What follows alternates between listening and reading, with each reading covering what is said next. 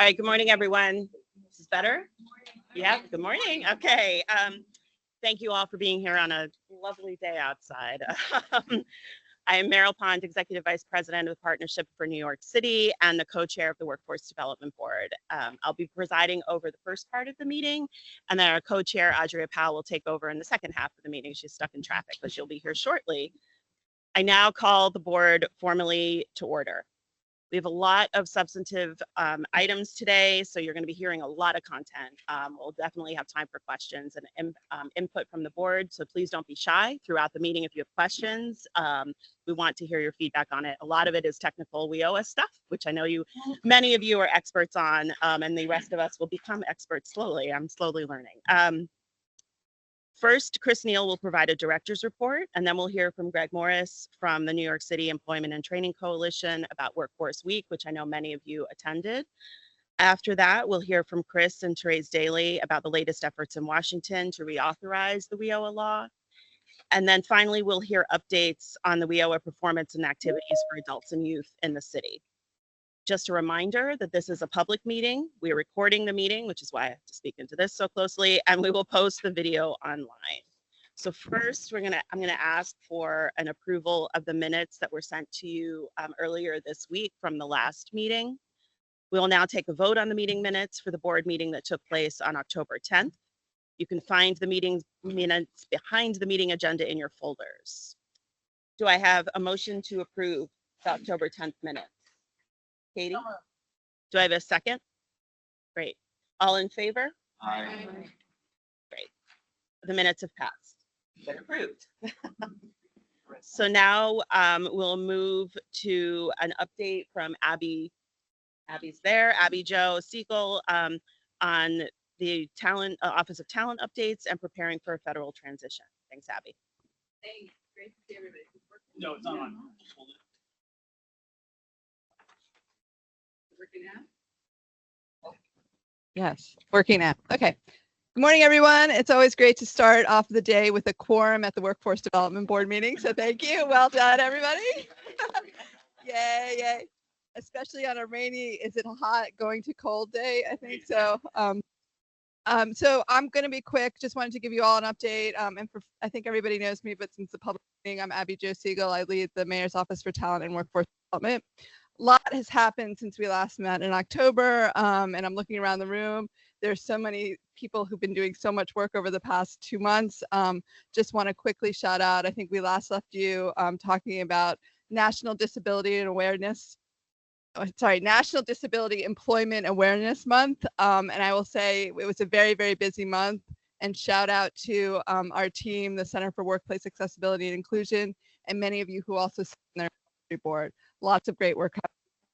We had Apprenticeship Week, which Chris will cover. Very busy week. I think we had at least 2 or 3 events each day of that week. Thank you.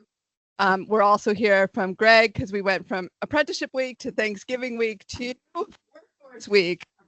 That was also busy. So Greg's going to give us an update. It's really testament to the folks in this room as well. Workforce is on the rise, and we are very busy. Also just wanted to community hiring is continuing to move along. We're close to completing the rulemaking process. We had a hearing on November 13th. Thank you for folks who gave public comments. I won't say it was the most robust public comment, but it was really helpful in how we're thinking about it. We're now reviewing them, the comments, and finalizing the rules adoptions. And then once these rules are adopted, we'll really have the operational framework in place for community hiring, and therefore we'll be able to put community hiring goals on more of the contracts across the city.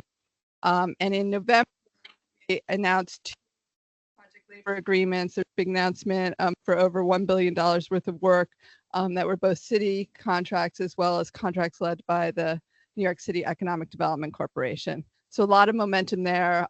Where our Office of Community Hiring is very busy at work and growing. If anybody has any further questions on that, just let us know and we can follow up. Also, lots happening. There was an election since our last meeting. So just wanted to let folks know the city is very busy preparing for the federal transition. It's being led by the first deputy mayor's team. There are committees on focusing on overall related to the economy, related to healthcare, social services, immigration, infrastructure, and civic engagement. So preparing for multiple scenarios, really thinking it through. I think one thing that we really know for sure about the next year, at least, if not more, is there's going to be a lot of change and uncertainty. And so we need to be prepared for that. And so one of the things that we're really focused on in our office is looking at it obviously through the lens of talent and workforce development, but also recognizing that it's going to be where partnerships are ever more important. So this board and the council are going to be critically important as we move forward to really just make sure that New York is in a good place, that New Yorkers are well positioned for success. So you're going to hear a lot more from us, and really appreciate the fact that you're all here, that you're all committed, and all the work that we're going to do together. It's going to be really, really important. We're going to get more details on the particular Workforce Innovation Opportunity Act, because a lot has been happening over the past, I would say, since the week before Thanksgiving. So as we're doing Apprenticeship Week, as we're doing Thanksgiving, as we're doing Workforce Week, whole lot of stuff has been moving. There's been day-to-day changes, or not even day-to-day, hour-to-hour changes on this. So fortunately, between Chris and then Leah, who's leading our overall policy work, we've been really connected into a number of organizations and folks, and many of you in the room. So Chris will share the latest and greatest as part of his director's report. And then Teresa will go into detail. And with that is sort of an update on where NYC Talent is. And we will be here. Many of us are in the room. If you have any questions afterwards, we're here. Thank you. Thank you. Thank you, Abby. We'll now hear a director's report from Chris.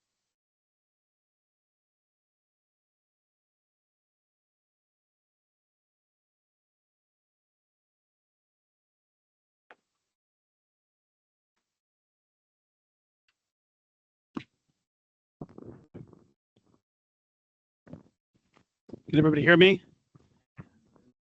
Testing 1, 2, 3 sibilance. It's a Saturday Night Live. I think Brendan and I are the only get that joke. It's a Wayne's World reference. Sorry. So dating ourselves. There's a lot of food out there. Don't leave when I'm talking, but there's a lot of food out there. So please don't be shy about getting food, beverages. They really oversupply us, so we appreciate that, and please help yourselves. I want to go through a few things. I have a few things that I'm going to say today, a few different points in time that I'll be talking. For this section, I want to talk about a few things that we owe a local plan, apprenticeship week, and then a new tool that we're developing for small businesses that will sound familiar to some of you. So the WIOA local plan. So one of the requirements under WIOA is that the local board every 4 years creates a local plan.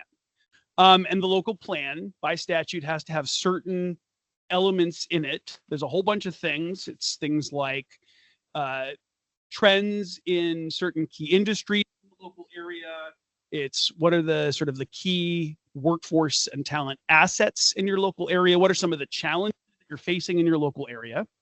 To some extent, it's a check the box exercise, but it doesn't have to be, and we don't want it to be. And, you know, we really intend to take it very seriously because we think it's a great opportunity to collect the input of the council and the board in building a clear and strategic framework for how we govern our local workforce system. And so the process will entail soliciting input and feedback from council and board members, from our partners at city and state agencies, and from providers. We will be kicking this off probably in the new year. According to New York State Department of Labor, we expect that they will set a deadline of the end of June to produce this document. And so we want to get started. Newsflash, our next meeting, which we haven't, I think we just sent it out to you. Our next joint council and board meeting will be February 6th, and we'll be talking a lot more about the plan then. But just wanted to give you guys a heads up that we intend to fully engage all of you in developing this plan and making sure it reflects our values and our strategic framework going forward. So more to come on that. Apprenticeship week.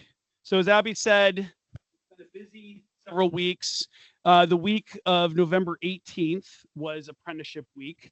And as Abby said, 2 to 3 events a day NYC Talent was participating in. I want to share a few highlights, and if we could move to the next slide. Look at that, the local plan. But I had slides. Okay, next slide. There we go.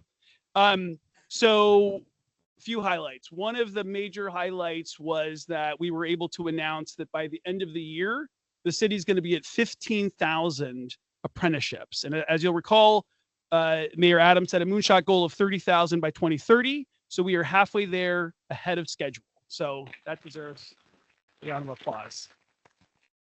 Very exciting to see that. So what did we do? We rang the Abby rang the opening NASDAQ bell with NYC Jobs, CEO Council, Deegan's on our board. Kirsten's also on the council. Our apprenticeship accelerator launched our community of practice to help support the development of new apprenticeship programs. We joined New York State Department of Labor Commissioner Roberta Reardon. She gathered manufacturing companies to talk about registered apprenticeship. NBC News aired a piece on apprentices at the Roundabout Theater Company. So that was a pretty cool, piece on the sort of non-traditional entertainment and media angle for where, apprenticeships can be in all sectors. In addition, the New York City Tech Talent Pipeline, one of the industry partnerships that's part of NYC Talent, they hosted the CUNY 2X Tech Summit. CUNY 2X Tech is a longstanding program to double the number of CUNY grads with computer science degrees. And since the program's founding in 2017, the program has impacted more than 15,000 CUNY students and helped 3,000 graduate with computer science degrees. So that was a huge milestone. NYC Talent, along with NYC Public Schools and CareerWise USA, hosted a celebration event for youth businesses. And I think we've said this before, but the city we're very deeply invested in expanding apprenticeships for youth. In this case, this is a program targeting high school students, and it's a 3-year program, and it continues a year out of high school. The city's also a major employer. We are trying to walk the walk, and 22 different city agencies have hired 150 youth apprentices. Our office has 2. They're up there on the screen next to Deputy Mayor Almanzar. And they're really terrific. So you should consider hiring a youth apprentice. Right, Laura? Right? Okay. So anyway, expanding programs like this will really help us reach our goal of 30,000. Hopefully we'll beat it even before 2030. And, it's an incredibly powerful earn and learn opportunity for young people in this case. Okay. Last item I want to talk about now is a new tool that we are developing for small businesses. And we want to get your input on the tool. It's a tool that small businesses can use to engage better with their employees. It's what we previously referred to as a DEI toolkit. So the board was, Audrey may remember this, Laura too, that during the pandemic, we'd formed a racial equity committee. We were looking at DEI practices.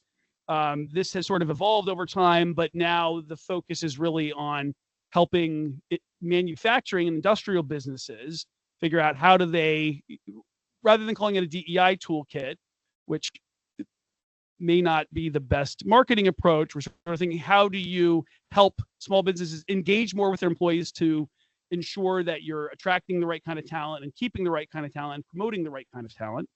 And so it's funded by JP Morgan Chase Foundation. And we are, we're trying to develop a how-to guide for employers. And so we would love to get feedback from those of you who are interested. We are going to set up a couple of meetings. I think they're scheduled. We'll send this around in a follow-up email, but if you're interested, we will send a couple of dates and do a virtual meeting just to get feedback on where we're at and try to incorporate your feedback. Okay. Excellent. All right. That's it for my director's report. So we're moving on. Thank you, Chris. We're now joined by a member of the New York City Workforce Development Council, Greg Morris, who will provide us with a recap of last week's very successful Workforce Week. For your reference, Greg's bio is in the packet, but I think many of you know him well. Thank you, everybody. Good morning. Good morning. Look, I'm just going to do. Good morning, everyone. My name is Greg. I'm CEO of the New York City Employment Training Coalition. First off, I'm going to talk a little bit about Workforce Week, but first, let me say thank you. So many of you around this room made Workforce Week possible by virtue of engaging in panels, by moderating, by helping to support the effort and strategy to be able to put people together to talk about Workforce Week. We had a pretty exceptional time of it. And I just want to start by saying thank you. And also the work begins now, because the benefit and value of a Workforce Week or a set of conferences, and I'll walk through the days just so you have some awareness of what it is we're doing and what it is that we sought to accomplish. The benefit and value shouldn't just be 1 or 2 days or a few days of conversation about workforce with all the different providers and entities and partners that were part of Workforce Week. It should really be about setting the agenda, and that was really the intention of this week, was to set the agenda for what comes next from the perspective of providers, and that's to build on the Pathways to an Inclusive Economy report. That's to build on the significant work that's been happening across the city to think about whether it be apprenticeships or youth pathways, whether it be reskilling or upskilling options or otherwise. It's to build on what comes next from the perspective of this particular universe of workforce providers in New York City. For context, historically, the New York City Employment Training Coalition, which serves as a connector, a convener, and advocate for workforce development providers in the city, 220 members of the organization at this point, or of the association at this point. We have historically hosted a one-day conference. Those one-day conferences have had hundreds of people come, and it has been thought of in some cases as workforce prom. We've heard that title from time to time.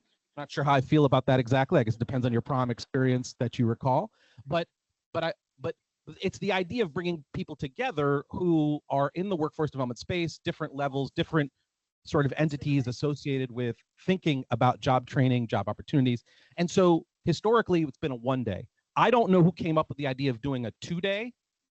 I hate to point the finger back at myself on that, but we thought, what if we went 2-day, and what if it one day was focused on policy and how that could bring forward, in particular, elected officials, and the second day on practice, which potentially could have a different audience. We recognizing that policy and practice are intertwined in many ways. But what we did last week was one day we focused on policy, one day we focused on practice. And before that, those were kind of the centerpieces of the week. But we opened the week in partnership with the Job CEO Council and the Fund for the City of New York, hosting an opening reception to kick off the week on Monday. And it was our first deputy mayor who was present to sort of opening remarks to welcome us to Workforce Week, which was thrilling. Kathy Wild spoke as well, which was fantastic. And that was sort of trying to set a tone for Workforce Week being an intersection of not just workforce development providers, but our employer partners, our economic development strategies, and growth perspectives. So that kicks off the week at the Fund for the City of New York with Lizette Nieves. Then we go into on policy and on practice. I will just note for you that our opening speaker for On Policy Day was the City Council speaker, Adrian Adams, to sort of hopefully for us set the tone for the council's effort and interest in workforce development. And that was exciting. The chancellors were present as part of a fireside chat on day one. That was thrilling to champion the work that's happening in schools and higher ed, focused on workforce development. Thank you, Abby Jo and team. NYC Talent was all over in making our event possible. And so I thank you for that as well. That was fantastic. I want to note that on practice day, which was Wednesday, breakfast kicked off, hosted by 1199 Training and Education Funds, along with New York Presbyterian, to sort of start the conversation about how it is that employers and training providers and partners are connected to our space. Kathy Wild being present for a fireside chat, Andrew Kimball doing a fireside chat as well on day two. So going from this idea of where are we at and thinking about our elected officials to where it is that we're thinking about economic development, employment, being critical to workforce development's pathway forward. 300 attendees both days, 140 speakers in total, and that was a lot. But you know the size of the team that I work with, so I just hand it off. And I just want to note two other things very quickly. we also had Randy Moore from CD&R Foundation speak on the second day as well, and that's about philanthropy's investment in thinking about workforce development. I think that was valuable for us too. When we finished these 2 days, that was Monday, Tuesday, Wednesday. On Thursday, we were back at Civic Hall and did a 4-part day that included a mayoral candidate breakfast forum that was focused largely on the human services workforce and government contracting issues. I flagged that because that's critical as we think about the workforce in the city that is the backbone of the city's economic wellness and welfare. We had 140 people in the room for that. We had another 150 online.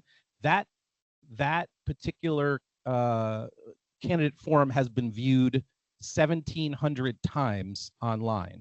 So we're pushing for 2,000 at least views. So I just think that gives a sense of why it matters that we have these particular conversations. I also want to note that, and this will tee up the next set of conversations here related to federal workforce policy. We also had an in-person forum at Civic Hall that Therese, who you'll hear from shortly from NYTEP, led to talk about federal policy. We packed the room again for that purpose. So that was Monday, Tuesday, Wednesday, Thursday. And then on Friday, NYC ETC co-sponsored city and state legislators retreat. And that is a particular convening of new state legislators to talk about different sort of important matters that New York State has to be thinking about. I hosted the particular panel on workforce and economic development to drive that conversation forward for current and future elected officials on the state level. In total, we've been saying 1,000 people participated in Workforce Week, but we know it's even more than that. That's just what's in person. We think it's more than that online. And I guess I just want to say, above all else, again, the idea of bringing people together is something that I think the coalition has done for a long time.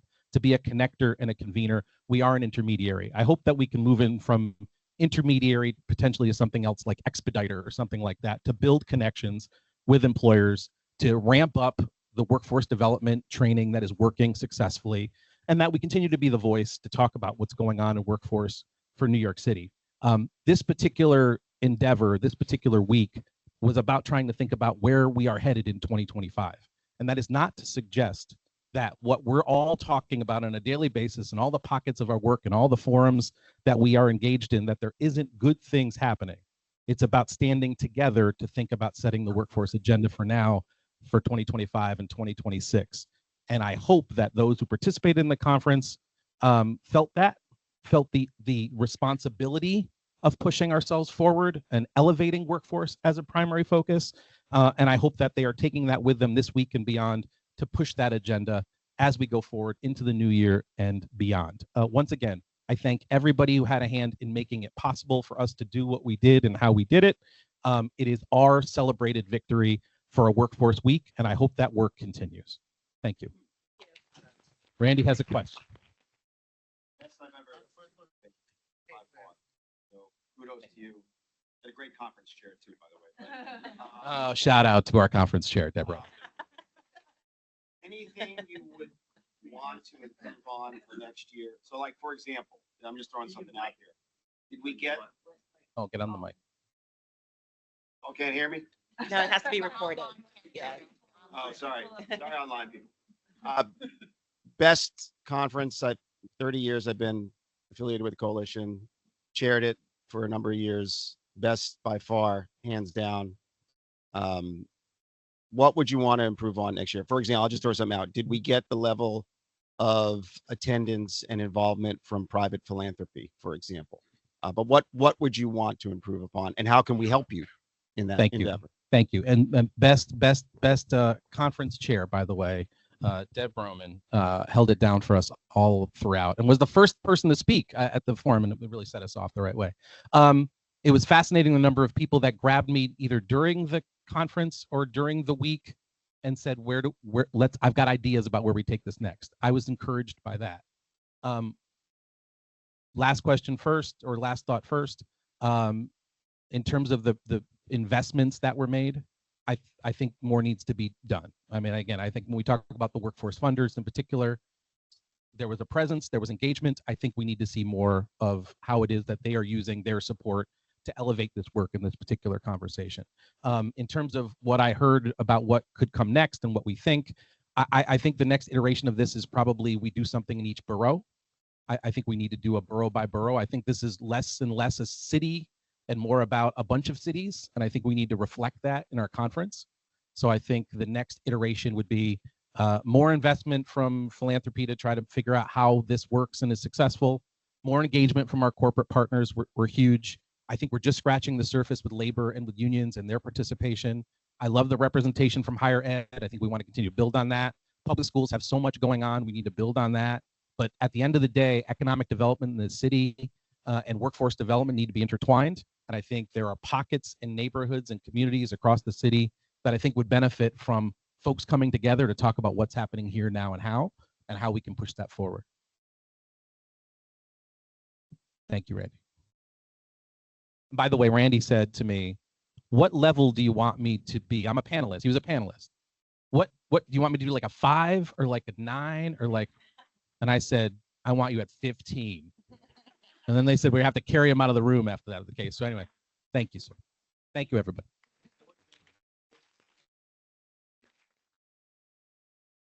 Thank you, Greg. Good morning, everybody. I'm Audrey Powell. I'm the president and CEO of Cooperative Home Care. It's not on? Is it not on? Okay. Good morning, everyone. I'm Audrey Powell. I'm the president and CEO of Cooperative Home Care Associates, and I'm very sorry that I was late this morning. Traffic was not cooperating, but in this new iteration, we are co-chairs, so Merrill was able to hold down the show, and now I will take away the back half of the meeting. I'm going to turn it over.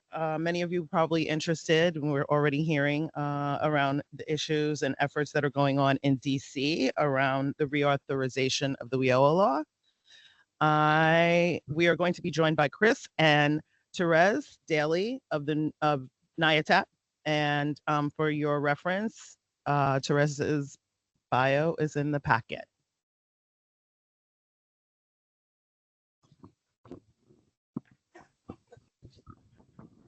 All right, I'm going to sit for this one. All right, next slide, please. So I just want to give a little bit of background, and then we will get you up to speed on where things are at. And literally, there were some developments this morning. And we are joined by Therese Daly from NYC, the New York Association for Training and Employment Professionals. Therese, you want to just say hi so we can confirm your audio works? Sure. Can you hear me okay? Yes, we can definitely hear you. You may have to speak up a little bit. It's Okay. a little faint in here. Okay. How about this? but- Is this good? It's a little weak. We're little gonna play with it because you don't have to start speaking yet. We'll try to get the volume up for you. Okay, You have sounds good. volume 15, all right? So I'm going to set some context. So there's been a push as we've tried to keep the board informed about to reauthorize WIOA. Well, what does that mean? So when Congress passes a bill for federal program, it's usually authorized for a period of time. WIOA was authorized for 6 years. It passed in 2014, right? So it's not technically authorized now, but Congress can always appropriate funds separately from authorization.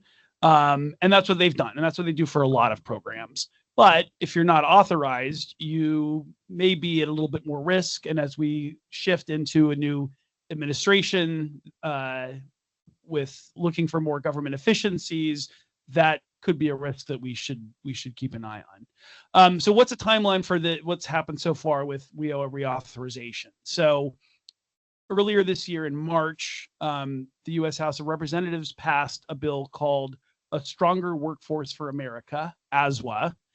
And then in June, the Senate Help Committee released a draft bill. They never voted on this bill, but they released a draft bill. This was late June. They sought feedback for it. We thought it was a much better bill for New York City than the House bill, although it did contain a lot of the same content in a lot of ways. And then in November, and as Abby said, I think it was like right before Thanksgiving, this compromise bill dropped, so-called compromise bill, that looks a lot more like the House bill. And right now it's at a sort of a frenetic state of play because time is ticking down, right? The end of the current, like the Congress will go on recess, I think, on the 20th of December, and then a new Congress will be sworn in on January 3rd. So something's going to happen. It's going to happen soon, and Therese will give you the very latest on the state of play in just a minute. All right, next slide, please. So I just want to highlight our concerns about the current bill for what it's worth. And I think we've sort of said this loud and clear and several times, but I think it needs to be said. So I think, overall, I think there are good things about this bill, but we feel like if these 3 areas of concern could be addressed, it would be much more palatable to New York City. And so the areas of concern are this 50% minimum spending on training for adult WIOA funds. There is, to be fair, you can spend up to 8 percentage points on supportive services to help people through training. So that was a little bit of a concession, but it's not super flexible. We really think it would detract from our ability to provide no-cost recruitment services to businesses in New York City. And so, we project potentially 7,000 fewer people could be getting jobs, 7,000 fewer positions could be getting filled at employers if we are really shifting hard from recruitment and spending the majority of our dollars on training. The state set aside. So under WIOA, under the current law, states can keep 15% right off the top of the 3 funding streams that come in through WIOA. There's adult, dislocated worker, and youth funding. So the governor can take 15% off the top. This would increase that to 25%. That would, for us at the current budget levels, that would mean a loss of $13 million. And we just think, we know our local area, we know the needs of employers, we know what local job seekers need. We are best positioned to spend the funds in the local area. And then finally, financial penalties. So there are no financial penalties for not meeting performance goals under WIOA. We are for meeting performance, but these are really harsh. And so if a local area failed to hit its measure 2 years in a row, then there would be a 5% reduction in the relevant stream of funding, whether it's adult, dislocated worker, or youth. And so at our current budget levels, that's like over $1.5 million. And our concern is that this would really stifle innovation, right? If you're really worried about losing money because of these performance measures, you're going to be really laser focused on them at the expense of innovation. 2 other concerns that I would be remiss if I didn't mention are related to some of the changes to funding for youth. Number 1, there is a requirement in the current bill that 50% of there's a cap on 50% of the wages for summer employment and year-round employment opportunities. And so that would make local areas have to find other sources of funding, whether they ask the employers to pay half, or if sorry, the volume is louder than it was earlier. Or you'd have to find other sources of fund, private, state, local, etc. And so it feels like there's a little bit more wiggle room than the first time around, because internships, so-called, don't necessarily, you can spend up to 100% on the wages there. So there may be some flexibility. It is a concern. The other concern is more a concern of implementation timeline, which is that you have to spend 12.5% of your youth funds at a minimum on pre-apprenticeship and apprenticeship for youth. We obviously love apprenticeship. We're supportive of this. It's just a fast implementation if that has to be done on day 1, because the city, we take a long time to procure things, right? It takes us a long time to buy things. So we would recommend, give us a couple years to get there, but generally like that. So these are some of our major concerns. Next slide, please. We have tried to share these with anybody who will listen. We've been working very closely with the city's intergovernmental affairs team, specifically the New York City Federal Legislative Affairs team. And they've been very helpful in getting us meetings with different folks. NIATEP, the New York Association for Training Employment Professionals, Therese, who is on virtually. Her organization had its board meeting today, so otherwise she would have joined us in person. Therese has been extremely helpful. She's been great about keeping us in the loop, working really hard to sort of lobby on our behalf and the behalf of the other 32 workforce boards in New York State. And you'll hear from her in just a second. We've been in touch with the U.S. Conference of Mayors and the National Association of Workforce Boards, NOB for short. Those organizations have come out strongly against the current bill, pushing for some of the key changes. And so with that, I just want to let people know we are really on it, and we're really trying to figure out what pressure points there are that we can influence. And with that, I'm going to turn it over to my colleague Therese, and hopefully your volume will be better. Chris, can we just ask a quick? Sure. Clarifying. What's the current percentage we're spending now on training? And then on bullet point number 3, are we in jeopardy? We've met our performance goals, right? We haven't been deficient in performance goals for 2 years running, right? We'll talk about that. There's one measure where we've not passed for 2 years in a row. So, but we're working on it. We have a robust plan in place. We've analyzed the problem. It's not performance; it's more data capture. We'll talk more about that. We'll hear from SBS on that in a bit. What are we currently spending on training, Yuri? I want to say it's roughly 10 million out of 65 million. So maybe like 15 to 20% ish. A little bit more than that. Yeah. I mean, and to be, California has set a goal of its local areas have to spend 30% of their dollars on training, and they can even match that with up to 10 percentage points from other sources of funding, and they struggle with that. We heard from our colleagues in Los Angeles County. Some of you may remember Kelly Doherty. No, what's her new name? Lobiaco, Kelly Lobiaco. Sorry, I will always think of her as Kelly Doherty, but she's a colleague in LA County, and she said they struggle with that. So it's not going to be easy for anybody around the country to hit that level, and it's not where we're at now. We obviously support training. We want to invest more in training and apprenticeship, but it's a huge jump to go up to 50% or even 42%. So.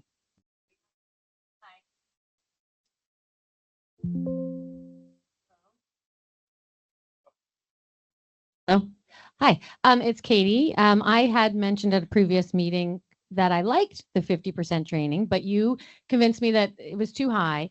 But I would like to propose that we are shooting for a higher percentage than 20. And so I'm only going to support that we're against this bill if we locally try to drive to a higher amount. This 20% or 23% that I see here, Yuri, in your final performance on this sheet is good, but I do think that you have to compromise with us and pushing for more. And when I saw your RFPs, you're spending all the money the way you always spent it on the Workforce One career centers. And if those RFPs get awarded, you won't be able to drive these higher training amounts. So I think we do have a conversation to have.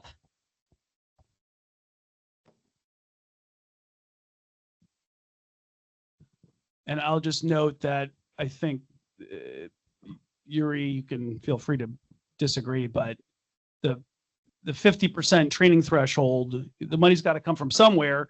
Where does it shift from? It would come out of the Workforce One Career Center system, right? So it's sort of a zero sum, moving from recruitment and helping employers to investing more in training. So that would be the impact.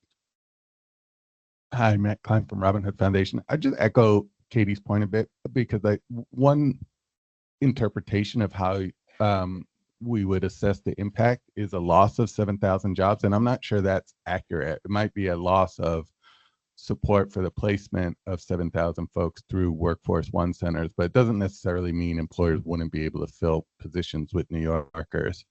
So I don't know that I would translate the impact in that way. And so I do think it's a healthy, robust debate to say, in a zero-sum game, do you allocate more than we historically have to training which otherwise would not be funded, versus placement services, which if they were reduced may not result in any lack of hiring by employers.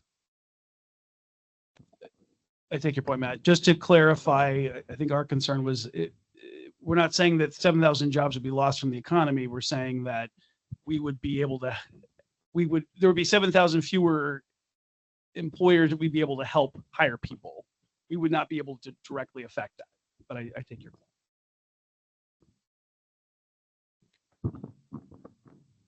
Also, just to be clear, like there's pros and cons about having the bill pass and not pass. So we have not come out in support or not in support. What we've come out is we have these concerns because we know it's going to affect implementation.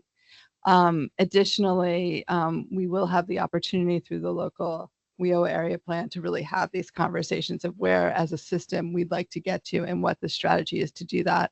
It's very different when we do it on the ground with all the practitioners figuring out how to do it well versus when it's legislated at the federal level. You convinced me of that last one. Yeah, I agree. I don't know how to use a microphone. Sorry. I completely agree. I would love to hear that we are going to talk about it maybe for the WIOA local plan, and a commitment that we would discuss it there would be appropriate. And then that may change the allocation of the RFP. And the problem that I see is that once you sign a contract with the Workforce One Career Centers, then that money is allocated in that way. And that is a 6-year commitment.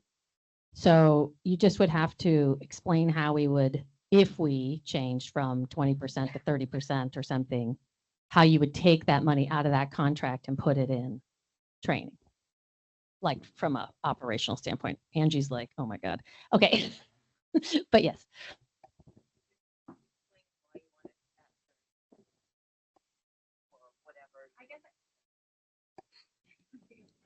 I guess I just push it. I just think that the idea of a higher amount for training is the most effective use of workforce dollars, because it takes someone who wasn't able to get a job into a job.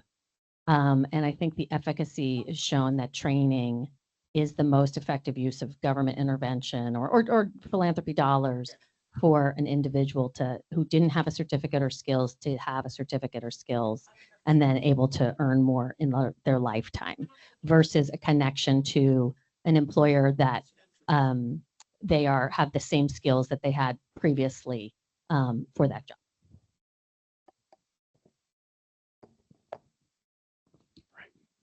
Thank you for your good questions and suggestions. Let's hear now from Therese about like literally stuff, groundbreaking, newsworthy events that are happening in DC, because we're getting near the 20th. There's not a lot of time left, and there's still activity. So Therese? Yes, thank you so much. Okay, I want to make sure that everyone can hear me okay. Louder? Okay, how about now? It's good. Okay, I'm just gonna yell. So if it comes across as me yelling, I'm so sorry. First of all, I wanted to thank, each of you for all of the work that you do for the workforce sector, but especially wanted to thank you, Chris, for inviting me here and all of your collaboration in this process. And Abby, Joe, and Leah, it is always such a pleasure to work together. And Abby, seeing you ring the bell was just the most awesome. As a financial nerd, it was just the most awesome scene.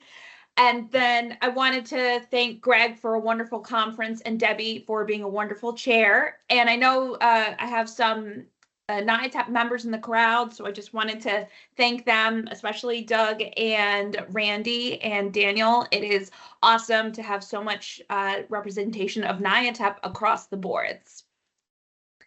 Am I still good at this volume? Yes. Okay, great. So I'm here to talk to you about what is going on the ground for WIOA. And if it's confusing, that's okay, because it's been confusing for all of us. There hasn't been a lot of consistency or continuity in this process. So I'm going to try to break it down, but just know that it's been chaotic and a wild game of political chess. You can go to the next slide.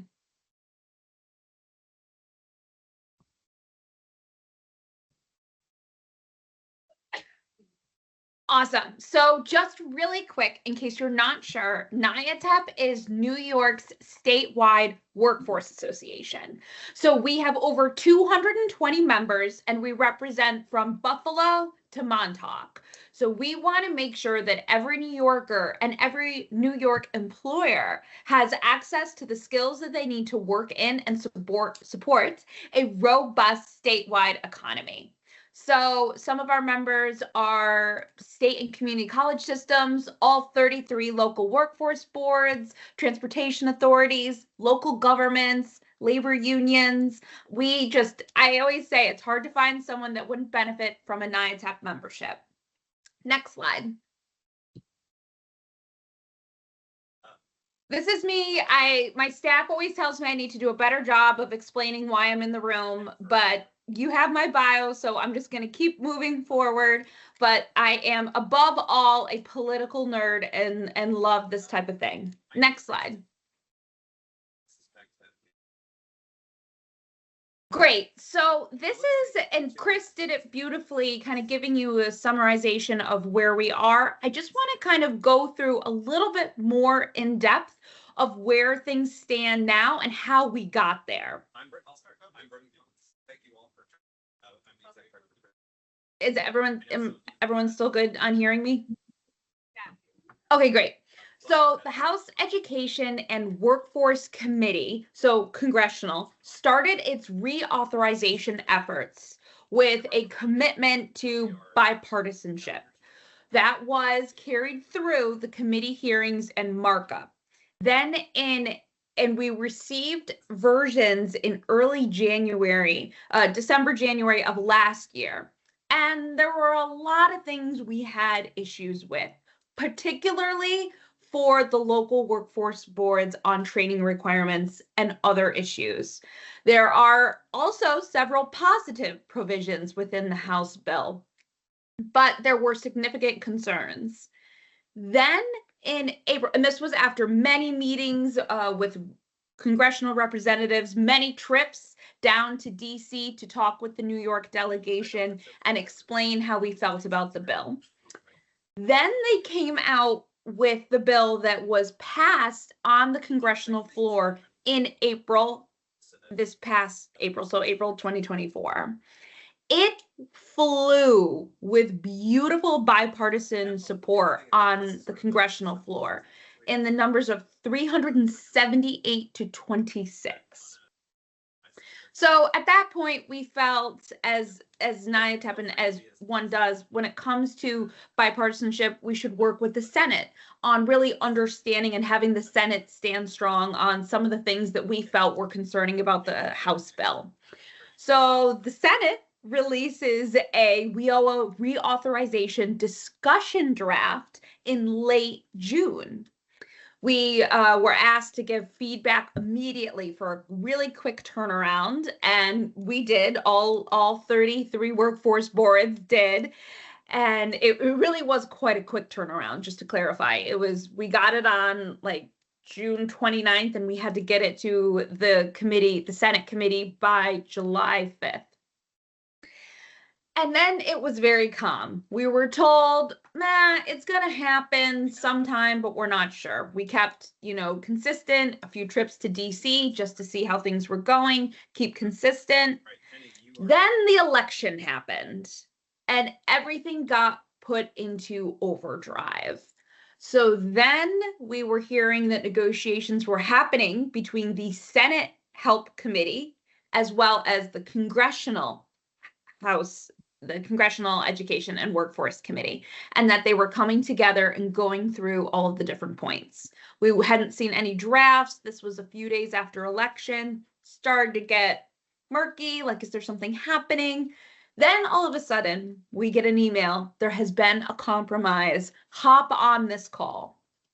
So we all hop on this call, and it was very clear that the compromise was, in fact, the closer to the House bill that was passed earlier in April. And there are a number of a number of points I could tell you on why I think the bill pushed it through. But I think overall, understand that the chair of the House Education and Workforce Committee, Virginia Fox, Congresswoman Virginia Fox, this is her swan song as chair of this committee. She's under term limits. So this is her final chance at really being able to have an effect on the sector, really being able to say, this is what I've done. This is her legacy. So we believe that the gigantic push to get it done was maybe potentially a little bit less about bipartisanship and more about the active, really desire to have her legacy kind of be instilled for years to come.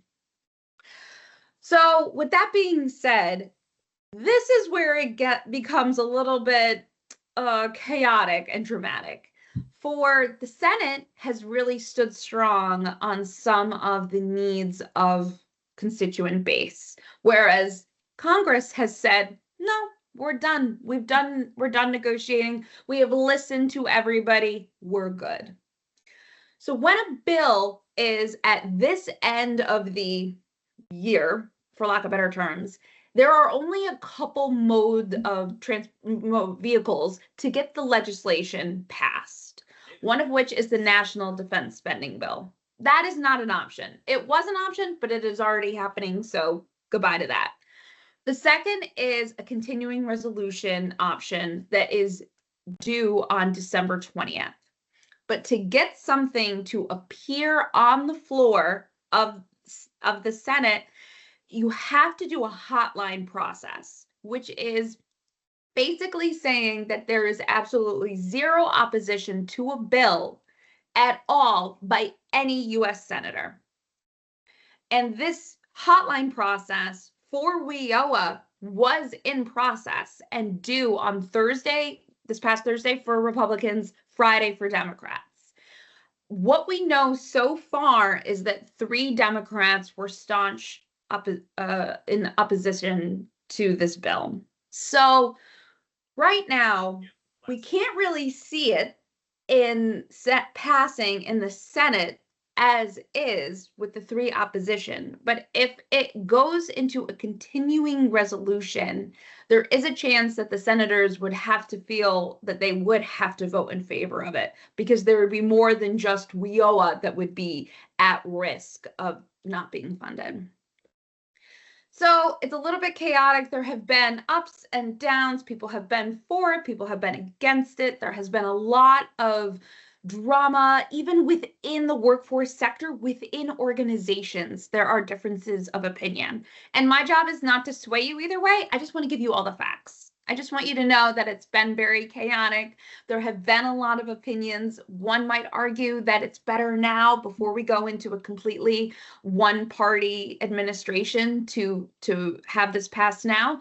One might also say, no, take a step back, work on the research, and really take these next few years and really get our game and our playbook ready, and then come back and push for reauthorization.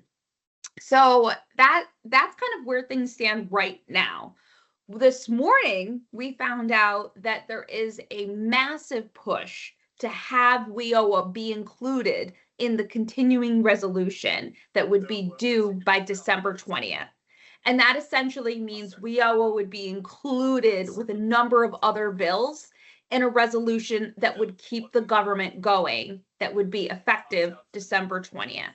That is the latest attempt at making sure that the legislation is included. In the past 24 hours, there have been some organizations that have come out very strongly in support of this bill, and that's including the National Youth Employment Coalition and Jobs for the Future. I do just want to clarify, they have come out in support of the legislation with the caveat that they by no means think that the legislation is perfect. It's just meant to say it's better to do it now than to wait. So those key industries having opinions has actually influenced the process of potentially getting WIOA included in the continuing resolution. Again, it's an ongoing situation, but right now I can truly stand in front of you and say, I'm just not sure if there's enough momentum to keep it going. As wonderful as it is to have support from different organizations, there are some critical issues with the bill that other states have really put blocks on it with their teams. So again, if that seems a little bit of a hodgepodge and kind of chaotic, I apologize, but that is where we are at. It's really in a effort to try and save what we can and not save other items in a time where people are nervous and not sure how to proceed. There's a lot of inconsistency with this bill, but what is consistent is that Congress has stood strong on its version. Representative Fox really does not want to negotiate anything, and the Senate is pushing for more negotiation. You can go to the next slide. So these are the outstanding questions. Will it pass before the recess on December 20th? Currently, as I said, there are 3 U.S. senators that we know that oppose the bill, but have they changed? What's going on in their mind? Congress has shut down any intake of opinions or negotiations from congressional representatives. And as I mentioned, the deadline for Friday for the Hotline Express route for ASWA was Friday for Democrats and Thursday for Republicans. You can go to the next slide. So again, I touched on this a little bit, but I just want to expand on it more so that you understand, in case there's even division in this room about this bill. That is normal because there is division everywhere about this bill. Mixed reactions from the sector. The National Association for Workforce Boards strongly opposes and has maintained quite recently their strong opposition. The U.S. Chamber of Commerce has strongly supports this legislation. And again, just to reiterate, NIATEP is committed to the cause and committed to the focus of the workforce sector. So we have been mum so far. But WIOA has become more than just about workforce funding at a local level. It's actually become a pawn in a political chess game. And I think that's important for you to realize, because no longer is it about the concept of helping local workforce development across the counties and across the states, across the country. It's now become a legacy, a pawn, a use of political capital, and we have senators holding votes, and we have congressional reps insisting on this bill, and it's just been a complete vehicle for all of the political chaos that DC is experiencing right now. And you can go to the next slide. Question. Thank you, Therese. This Anytime. is Chris. I'm going to ask you a quick follow-up question since I have Sure. the mic. So is there wiggle room to change the bill? Because it's not terrible, but there's a few really bad things in it. Mhm. And if so, how might one push? What are the levers that one could push at this point in this game? Good question. I would say, in my opinion, if you have a very strong opinion about something with this bill, you would be able to do 2 things. I would go to U.S. Senator Kristen Gillibrand's office, and I would go to Senate Majority Leader Chuck Schumer's office. Unfortunately, I would not think that the New York delegation should put their neck out on this bill at this moment right now. I would much rather you go to the offices of our U.S. Senate. Thank you. Absolutely. Any questions from board members? We have time for one or two.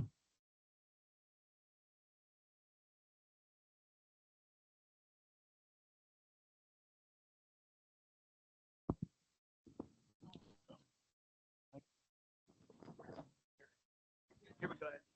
Oh, okay. So thanks, Therese, that was terrific. I guess given that this is going to play out kind of by next Friday, I'm just wondering how the board can get prepared. Again, in the eventuality that there's some movement. There are some big budget questions that were raised before. And so is there something, given that we only meet quarterly, that would mean our next meeting, right, is in February, March, probably well after. Do we want to just preemptively create like an ad hoc committee to have some of these bigger budget conversations, or just what would that look like? If you can give a little bit of visibility, just I think on the issues that Katie raised before, and just looking at this back page 16 of the WIOA side, should something pass, there's huge implications, right? And so I would love to understand what we might be able to do to get ahead of it rather than kind of last minute scrambling. No, thank you so much for that question. It's such a good question, and I wish it got brought up more often. So I would say twofold. One, I would just say, remember, this bill can, let's say hypothetically this bill passes and it's signed into law. Implementation period could be up to 2 years. So do not panic on thinking that January 31st, everything is going to take effect. So knowing that actually would answer your question. And I would say, start looking at the biggest, I would say, influences and changes that this bill, if enacted, would have on your respective organizations and industries, and start plotting out kind of a think tank on, okay, if this happens over the next few years, how is this going to affect us? I would start on your own organizations, looking internally at the top 3 biggest things that will affect your organization or the sector. Then I would go and work on how you can make that implementation and interpretation the easiest for you. I would never tell anyone what to do on creating groups or not, but I actually advised our board on creating an ad hoc group on WIOA implementation. So I think that's a great idea. I think taking a group of individuals that have that, understanding and really thoughtfully can roadmap out is a great idea. And I would just add to that, I think it's a great idea too, to have ad hoc committee so that we can start figuring out, if it does pass, what are the implications. I lived through this with WIOA when it first passed, and my understanding is like it'll take the U.S. Department of Labor at least a year to do rulemaking. They have to issue what's called the final rule, where they will take all kinds of comments and questions from the general public. They have to respond to all of them, and then they will areas where the bill is unclear or ambiguous, they will try to provide further guidance. And so we will absolutely, if this passes, absolutely involve the board in an effort to review and respond and advocate with the U.S. Department of Labor to make certain interpretations. And I think we can also wrap the ad hoc. There's a nice alignment with the WIOA local plan too, right? Because this is, if there's a new WIOA, if there's an ASWA, we'll need an ASWA plan. So, Chris, Therese, first of all, thank you for the overview. Chris, you led with something that I think was really important to sort of underscore. First of all, there's not gonna be a budget. There's gonna be a continuing resolution. And it's hard for me to imagine the entire workforce system will be written out of a continuing resolution. I mean, that's just, anything can happen. I can tell you the Democrats on the Senate side are completely focused on federal judges between now and Inauguration Day. There is nothing else that they're going to want to tackle other than getting as many federal judges confirmed as possible. So that's where their priorities lie. But you led with something, Chris. The jeopardy is really in a new culture of efficiency, what ultimately gets cut from a budget deal. And that's where we run the biggest risk. I mean, I don't think, I mean, I know we all think workforce development and WIO is important. I don't think it's a big priority item on either side of the aisle, you know, when it comes to sort of these other issues, at least reauthorization, I should say. So I think your caution in the beginning is worth repeating, because that's where I think we have the biggest danger.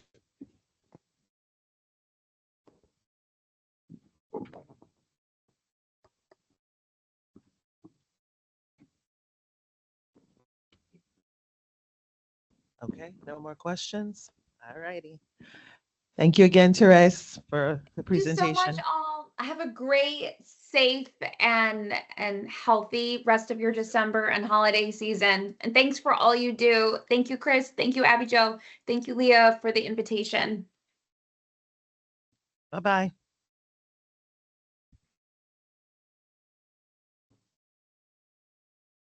Okay. Okay. And thank you, Chris. So now we are going to hear an update on the adult WIOA activity from Yuri of SBS. And for your reference, Yuri's information is in the, oh, did I skip? Oh, shoot. Okay, now we'll hear updates on adult and youth WIOA activities and performance, and get a kickoff overview from Chris. I'm going to get coffee now. All good. You've heard enough from me anyway. Next slide. So I'll try to be, oh, sorry, go back. I'll try to be fast. We're just a little bit behind schedule, not too bad. We are going to hear updates from Yuri of Small Business Services and from Val at Department of Youth and Community Development. I will say, we've talked about this before, the request for proposals, the procurement processes for both agencies are in full swing. The youth contracts have been awarded for in-school youth and out-of-school youth, and SBS is in full swing reviewing applications for the Workforce One Career Center system. In terms of performance, I want to set the stage a little bit because Randy asked this question earlier. You know, going into a potential ASWA period where you could lose up to 5% of your funding if you do not pass a measure 2 years in a row. Wanted to shine some light on an area that we're really focused on. So there is a measure that we have not passed 2 years in a row. It is adult credential attainment rate. And luckily, well, first of all, we've been working on improving a couple of measures. I've been working very closely with Yuri and his team really for over the past year in trying to make improvements and changes and try to figure out, how do we get the numbers up. We made tremendous progress on several measures, but this one has still been a thorn in our side. And frankly, at the end of last year, we were caught by surprise. We thought we had already done a lot of work and that we were going to finish the year in good standing. And then there were a number of participants in the measure that we hadn't counted on. So that really caught us by surprise, because on a couple of measures, which I'll get into in a second, we were at like 200% of our goal. We were killing it. And so this was a little bit surprising, but let me give you a little bit more context, and then we'll go over to Yuri and he can give you more information about what his team is doing and how we're really close to solving the problem. Next slide. So just a quick review. Under WIOA, there are 6 current performance measures. There are measures for training, measures for employment, measures for earning, and measures for employer satisfaction. Now, the employer satisfaction, in our case, New York State Department of Labor takes care of that. They have a whole business services team that is engaging constantly, and we don't even have to report on that locally. So we are concerned with the top 5. And so with training, there are 2 types of measures. There's measurable skill gains, which means, are people learning over the course of being in a training? Are they showing demonstrable progress? And then there's credential rate. So WIOA posits this idea that, training needs to be of a certain quality, and a certain percentage of people who go through training need to earn a recognized post-secondary credential, right? That it's a real training that has value, that is recognized and portable. And so that's what we're going to drill into. Next slide, please. So we are accountable for hitting goals across 15 measures. So I mentioned before that that 6th measure, employer effectiveness, is not one that we are locally held accountable for, but there's 5 measures for each of these populations, right? So 15 measures in total, and we're killing it with most of them. It's just this one that's been problematic. All right, go ahead. Next slide. So we have to achieve at least 80% of our goal on each of these measures. And we negotiate those goals back and forth with New York State Department of Labor. They in turn have goals that they have to negotiate with the US Department of Labor. Next slide. And this is where we're at. This is the first quarter of this current year. Okay. This will change because we get a quarterly report that that changes, that adds people to the mix. So you'll notice that most of the squares are green. We are over 100% of our goal on most things. Unemployment rate, we are doing great. On earnings, we're doing really well. I'm not worried about the 92%. That usually goes up for youth. Measurable skill gains, killing it for adult and dislocated worker. The 16% for youth, just know we did 113% last year. I'm not worried about this. This is something that rises and tends to be back weighted over the course of the year. So I really want to drill down on the credential attainment rate for adults, because this is the measure that we didn't pass 2 years in a row. Now we're at 75%. This is the latest report.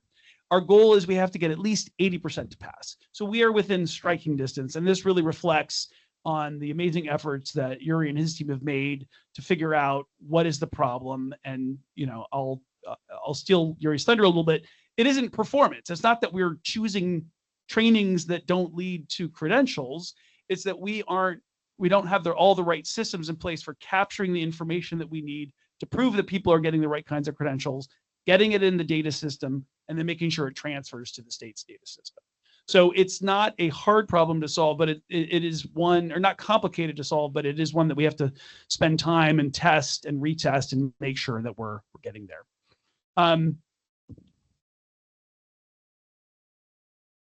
How do you know?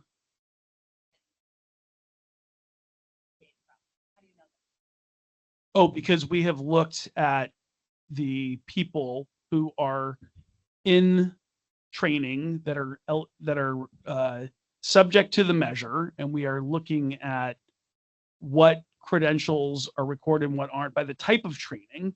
And a lot of the folks that receive individual training grants, which you obviously know well, the vast majority of those folks should have credentials. In some cases, you know, you need, like, you can't easily get the Department of Motor Vehicles to give you a commercial driver's license, but there are other ways you can look up. If somebody gets a security guard license, there's a lookup online that you can use to confirm that they got the credential. So these are all things that we have uncovered and that we're working on. And the 75% only reflects the point in time when New York State Department of Labor ran the most recent report. I know we found like another 80 that we could enter in positively of folks recently. So this number is going to go up, and we're going to continue to monitor it very carefully. Yuri, can I turn it over to you? Maybe that wasn't the introduction you'd hoped for. Sure.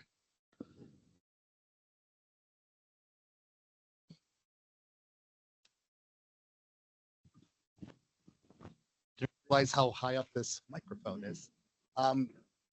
Good morning, board members, council members. Hope you're doing well. Just have a very quick update for you. Cover 3 areas. Plan to talk about our performance on training and the Workforce One centers, connecting people to jobs. Plan to talk about the credential attainment rate, which Chris just discussed, and that was a fine introduction, Chris. And also wanted to talk to you about our Jobs NYC initiative, which we've previewed at previous meetings, and also discuss some of our community engagement efforts. So I'm going to dive into those things. You saw from our report, the memo that you received before this meeting today. front door numbers. We have more people coming into the Workforce One centers than at any point, pandemic. So we're back to pre-pandemic numbers in terms of front door traffic.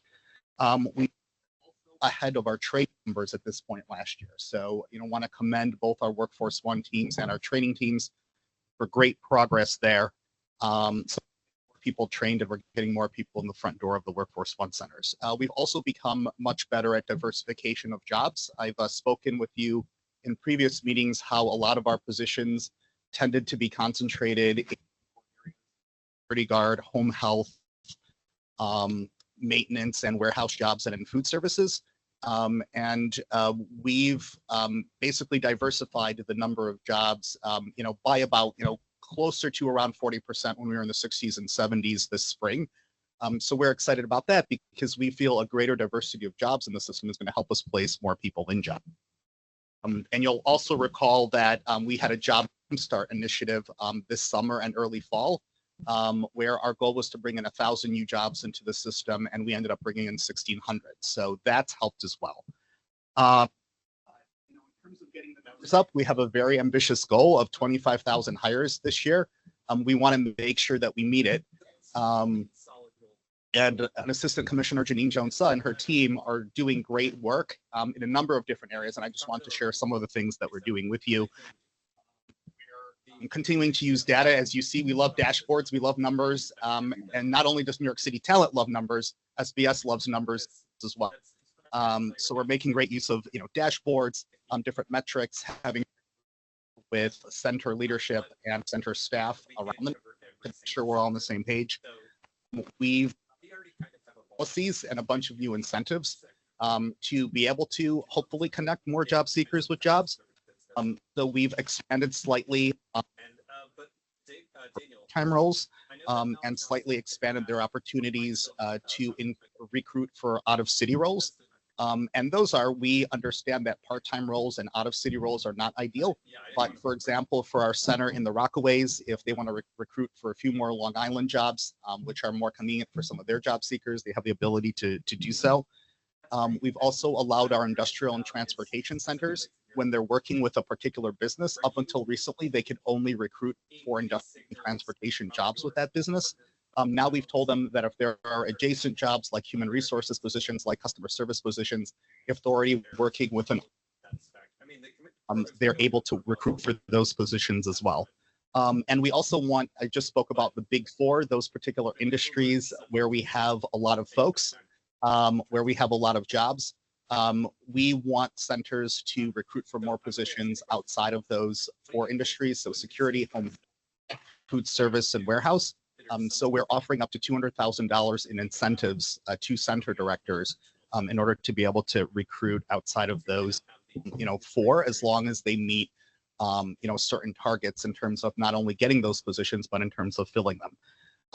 We're also really rallying the troops, so to speak, in terms of how we're engaging our center directors and our leadership to launch all the new policies that we talked about. We had a meeting only with center leaders earlier this fall.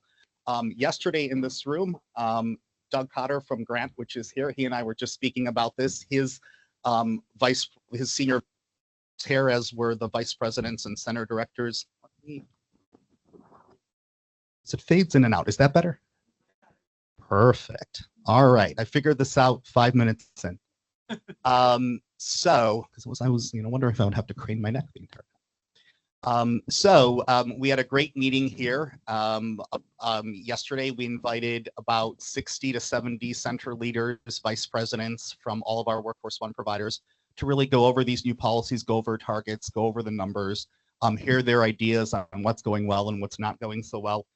We also announced 2 new policies, which is allowing our centers to recruit outside of the industry codes, outside of the NAICS that they're traditionally supposed to recruit for. So we believe there are some centers located in areas where there, for example, are, but up until now, they haven't been able to recruit for retail jobs. So we're excited about the expansion that will cause.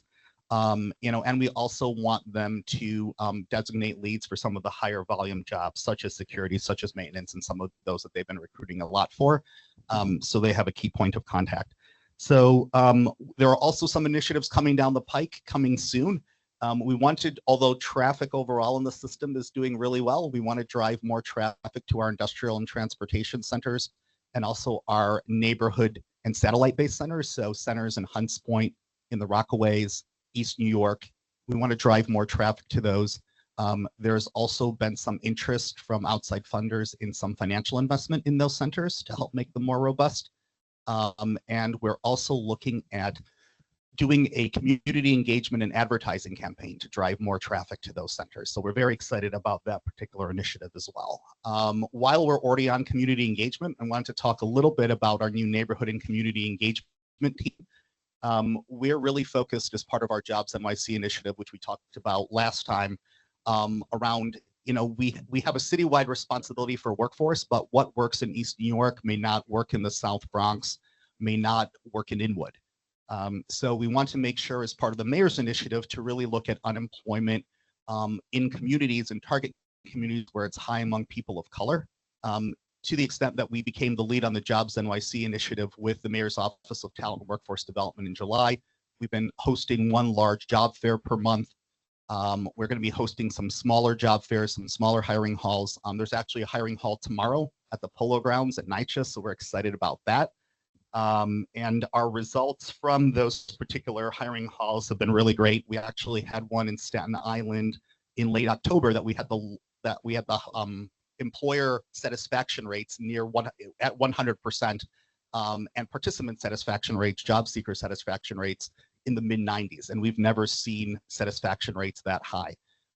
So we're very excited. There's the event, like I said, tomorrow in Upper Manhattan.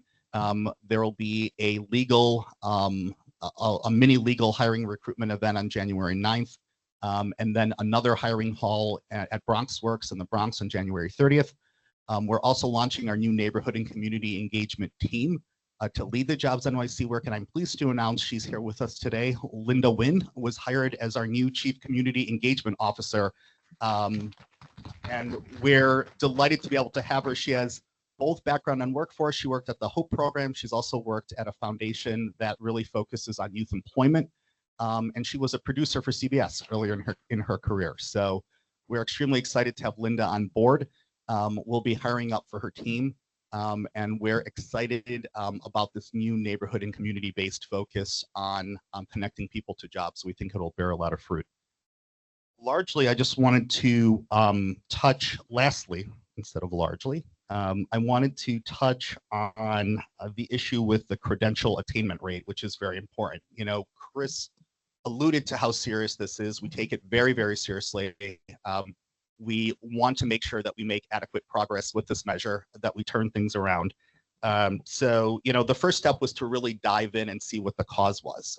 We like to think that New York City's perfect, that it's exceptional, and we are exceptional, but we're not perfect. And we can always learn from other cities and what they're doing, and learn from what we're not doing well. So we really dived into the data, our data team analyzing patterns, seeing what's happening, and as Chris alluded to, we really saw that it's not so much that folks aren't attaining credentials, folks that are doing individual training grants and doing our cohort-based training. It's that it's not, the data around it is not ending up in our CRM, which is WorkSource One. And what happens is WorkSource One, the CRM, feeds into the state system, OSOS, and we're able to code clients that have attained a particular credential, as the numerator, and the denominator is, of course, is the total number of people that have participated in cohort-based training or in ITGs. So it's been a matter of just getting more of those credentials into the system. Really, another thing that we've also determined upon studying the rules, studying the law more, the regulations, is that we've been defining what a credential is too narrowly. So that's caused us to not count everybody that we could have safely counted, that we could have legitimately counted, which has led to lower numbers as well. So we're doing two things to basically address this in the short term. One is that our team has been vociferously, and I use that adjective gingerly, been combing through all of our ITG and sector-based training participants, seeing how we can look up credentials for them. Like Chris alluded to, it could be looking up nursing licenses. It could be looking up commercial driving licenses. It could be a website that we use to look up security guard licenses. So all of those things and pairing their records in WorkSource One. Our team has been working with Chris as well to more tightly define what a credential is. And we want the interpretation of that definition to be the one that's most beneficial to us and our clients, that's consistent with the law. That's, really matches what the law says. So we don't want to make sure that we're undercounting somebody. If somebody's getting a great credential, if they're getting a certificate from a CUNY-based training program, for example, there's no reason why that shouldn't count as a credential under the rules. So we're going to go over all of these things with a fine-tooth comb. In the longer term, we're really systematizing this work more with our training providers and our centers. So incorporating when our hub centers are awarding ITGs, incorporating verifying some of these credentials into their work and working more closely with our centralized team. And for our sector-based training, there will be an opportunity as we're reviewing contracts, as we're following up with training providers to make sure this fall, because there's a lot of follow-up in our contracts around job placement, about reporting data, things like that. This should be a necessary part of the follow-up as well. And also I would be remiss, Chris reminded me that I should add, and I agree, that there's a decent amount of lag in the data and how this is counted. So we often don't hear from the state from months on end, and who can be counted in this particular measure, who can be in the denominator, changes every quarter. So we're doing everything we possibly can to anticipate who that will be and what the trends are, and kind of be up ahead of it. But there's a little bit of a uncertainty there because of that, but we're going to do our very best and we're very focused on it. In conclusion, my apologies, that was an update that was a little bit longer than I thought it would be, but I want to thank my team, my senior leadership team, most of whom is here, for their great work throughout this past year. I'm extremely fortunate to have such a wonderful leadership team at SBS. I think we have the best of the best. We have a strongly supportive commissioner and Commissioner Daniel Gross. So want to thank them for their leadership and for their support and their guidance of all this good work. And also want to thank members of the Workforce Development Board and the Council for your support this year, and wish everybody a happy holiday season. Thank you.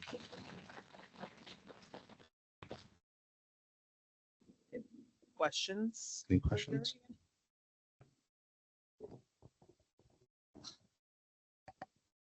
Katie taught me. Hi, this is Sarah Henderson from Google. First, Yuri, thank you so much for the update. Maybe just for broader visibility, can you give us, boil it down, give us a clear sense of what have been some of the prohibitive elements that have made the current definition of credentials more too limited, and then kind of what we're looking to strip away as we think about defining credentials going forward? Yeah, I mean, I think it's just, wow, this mic is not working very well. Chris can define the definition better than I can, but basically there are some strict rules about what a credential is. It's something, like a license counts, for example, or a diploma counts. But then there's also language like if a lot of people are taking a training and industries in a certain area recognize that training as being particularly lucrative or particularly necessary to joining a particular occupation or a role, and those individuals are getting jobs, you can count that as well. So, there's, as we're thinking about it more here at SBS, it can't just be a license. If you, for example, a lot of our training programs, we work with, CUNY very, very closely, Lauren would attest. Many of our training programs go through CUNY.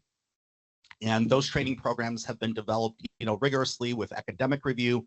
Many of them have been developed with industry partners. There's a certificate awarded at the end. We just need to look more closely. There's an overarching feeling that counts. We just have to check the law and be 100% sure. But we think that we've been just looking too cautiously. And it's shortchanging training if a short security guard training counts. A 3 or 4 month intense training that was developed by CUNY in conjunction with industry that awards a certificate at the end should count. And following up on that then, what would you, I guess maybe not guess, but what would you estimate the percentage would look like if we were broadening then the definition based on some of these elements you discussed? That's a great question where I love math and I love charts. We're in the midst of doing that now. So we have I do want to emphasize that our data team and our training team and our ITG team have been outstanding. We have now in the past, couple of weeks, we've really been drilling down into the data. So what we just need to do now is sit down so we know exactly what people took training in which fields and which classes, and how many have been counted as having credentials and how many have not. So what Chris and I will be doing in the next couple of weeks, it's a fun holiday task, is going over each of the trainings that we haven't counted before and discussing why. So we should be able to have an update for you shortly. Great questions. Great questions. Okay, thank you, Yuri. Presentation. We will now hear an update on Youth WIO activity from Valerie Mulligan of YCD.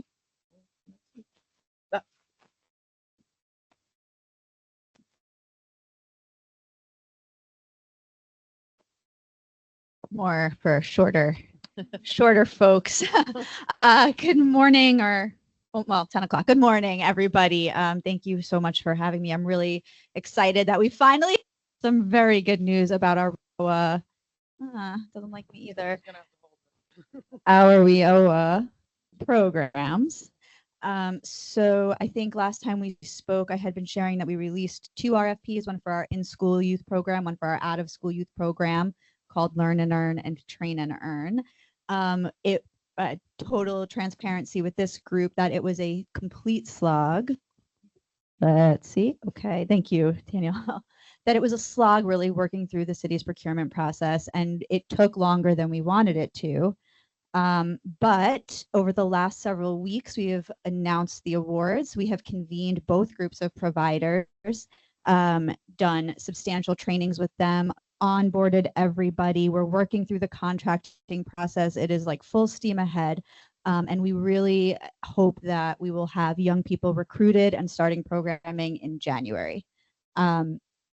We are working on kind of resetting the vibe around these programs, which is something I'm really excited about, right? The Train and Earn program is going to be really credential sector focused, like I've shared before, and those proposals were really strong. So we think we're going to have some really awesome programs in the sectors that we're focusing on. The Learn and Earn program is in new schools in many cases, so really embedded in communities where we haven't really been before. And so we are excited about that.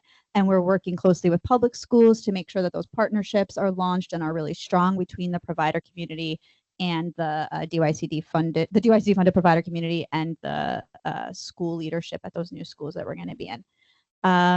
I also just wanted to address that 16%. I know Chris said it, but I can't stand up here and see 16% and not explain what that is. That is not really indicative of how we've done. I want to give an example of why that looks like that now, but will change really substantially over the next month. So one of the things we count, for example, in our in-school youth program, young people who work over the summer, we count their measurable skills gains based on their semester grades, right? We haven't gotten those in yet. So those folks are in the denominator, but have not yet been clicked off as, yes, they've got their measurable skill gains. So you will see that number go up substantially as we report this quarter over quarter. I just wanted to be really upfront about that. Outside of our WIOA funded programs, I did also want to share that we've launched a new city funded program called CRED, Community Resources for Employment and Development. This is our new iteration of a program for 18 to 40-year-olds. So the first time that DYCD is really getting into the workforce space for an older population. In order to be eligible for this program, you have to be at risk of or involved in community violence, justice involved.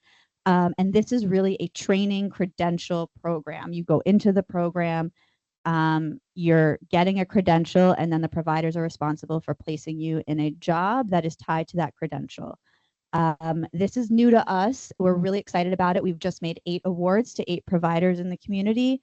Again, we're working on launching this also in January. So we're in an extremely busy time right now because we have 3 brand new sets of providers at DYCD that we are onboarding and launching. Outside of that, our favorite topic, SYP, Work, Learn, and Grow, is ongoing. We have almost 7,000 young people enrolled in Work, Learn, and Grow right now. They've just completed CUNY courses, which was an innovation a few years ago, thanks to our CUNY and DOE partners, we've been able to enroll young people, pay them for training, pay them to get a credit through CUNY, and then they go into an internship. So almost 7,000 young people enrolled in that right now, and we've actually embedded that type of programming into the next iteration of the WIOA funded Learn and Earn programming. So all of the Learn and Earn WIOA funded young people in this new iteration will also get those resources and services. The Ladders for Leaders application launched on December 9th, which was Monday, I think. Get me right. Many of you have been amazing partners for Ladders for Leaders, but Ladders for Leaders, I think, has been neglected a little bit because of how much we've focused on SYEP. And so now that we've done our third year of 100,000 slots in SYEP, we've started to reshift our focus onto how do we catch Ladders for Leaders up and make that the program that we always envisioned it to be. So this year, for those of you who will be employers, I hope you see the results of this. We've revamped the pre-employment training for young people and worked with our providers to be much more explicit about what we expect young people to get out of that training. So it's not just 30 hours of something, it's much more explicit, and it's going to be, I hope, much more transparent to providers that that's going on. Much more interview prep, much more resume prep, right? We don't want to see your resume look the same from when you started the program, when you left the program. We really want to see that that's been worked on between you and your provider. That's what Ladders is supposed to be. So a lot going on. I went through that really quickly because of time, but I'm happy to take questions on any of those many things that I shared. Thank you, everybody.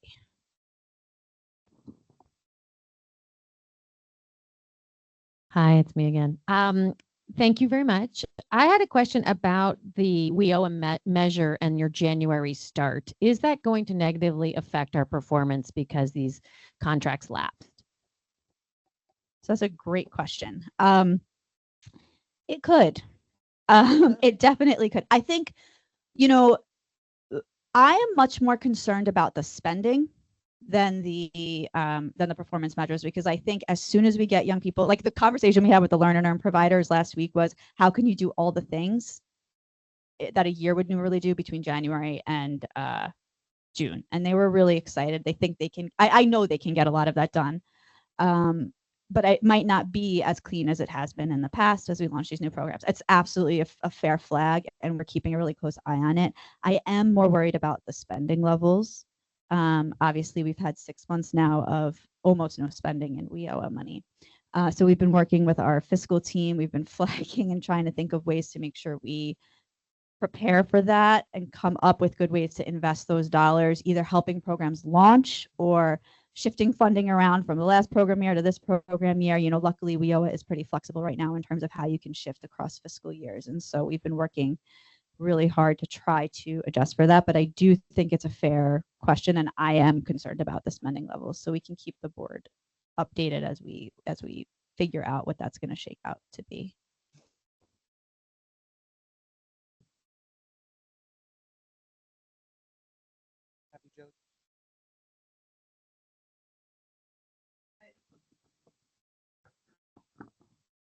I just want to highlight it's under current WIOA. We know that might change with whatever happens, but under current WIOA, it's really the third year of not passing. So yes, we're concerned about it for multiple reasons, but on none of these measures have we not passed to date.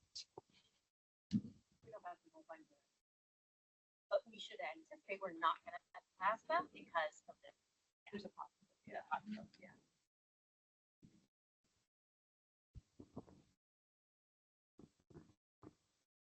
No other questions? Okay. Thank you, Valerie.